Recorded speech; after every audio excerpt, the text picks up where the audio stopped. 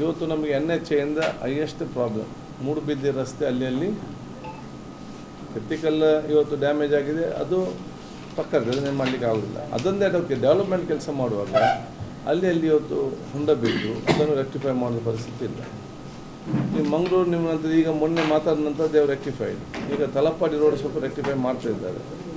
ಬಂಟ್ವಾಳ ರೋಡ್ನಲ್ಲಿ ನೀರು ನಿಂತು ಡೇಂಜರಸ್. ಪ್ರತಿ ಸಲ ಕೂಡ ಅಲ್ಲಿ ದೊಡ್ಡ ಹೊಂಡ ಇದೆ ಅಡಿಯಲ್ಲಿ. ಸಣ್ಣ ಸಣ್ಣ ಕಾರುಗಳು ಮಾರುತಿ 800 ಎಲ್ಲ ಅಲ್ಲಿ ಸ್ಟಕ್ ಆಗೋದು ಮಾತ್ರ ಅಲ್ಲ, ಅಲ್ಲಿ ಕಾರು ಡ್ಯಾಮೇಜ್ ಆಗುವಂಥ ಪರಿಸ್ಥಿತಿ ಆಗಿದೆ. ಇದೆಲ್ಲ ಕೂಡ ಈ ಸೋಷಲ್ ಪ್ರಾಬ್ಲಮ್, ಬುದ್ಧಿವಂತರಿಂದ ಆಗುವಂಥ ಸಮಸ್ಯೆ ಆಗಿದೆ. ರಸ್ತೆಗಳು ಮಡಿಕೇರಿ, ಹಾಸನ ಮತ್ತು ನಮ್ಮ ಚಿಕ್ಕಮಗಳೂರು, ಕೊಡಗು 4 ಜಿಲ್ಲೆ ವ್ಯಾಪ್ತಿಗಿದೆ. ಪರಸ್ಪರ ಕೋಆರ್ಡಿನೇಷನ್ ಇರಬೇಕು 4 ಜಿಲ್ಲೆ ಮಟ್ಟದಲ್ಲಿ ಕೂಡ.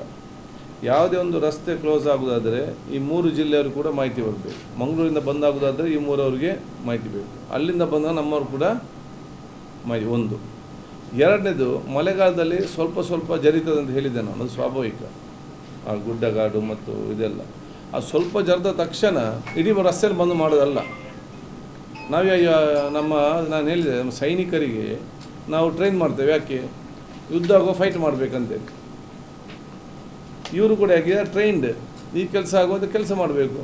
ಇದು ಯುದ್ಧ ಬರುವಾಗ ಬಾಗಿಲಾಗಿ ಮನೇಲಿ ಕೂತ್ಕೊಂಡ್ರೆ ಆಗ್ಬೋದು. ಬಂದ್ ಮಾಡಲಿಕ್ಕೆ ಯಾರು ಕೂಡ ಮಾಡ್ಬೋದು. ಬಂದ್ ಮಾಡೋದು ಸಮಸ್ಯೆಗೆ ಪರಿಹಾರ ಅಲ್ಲ. ಅಂಥ ಅಗತ್ಯತೆ ಇದ್ದರೆ, ಡೇಂಜರ್ಸ್ ಇದ್ದರೆ 4 ಜಿಲ್ಲಾಧಿಕಾರಿಗಳು ಪೊಲೀಸ್ ಅಧಿಕಾರಿ ಚರ್ಚೆ ಮಾಡಿಕೊಂಡು then they have to close.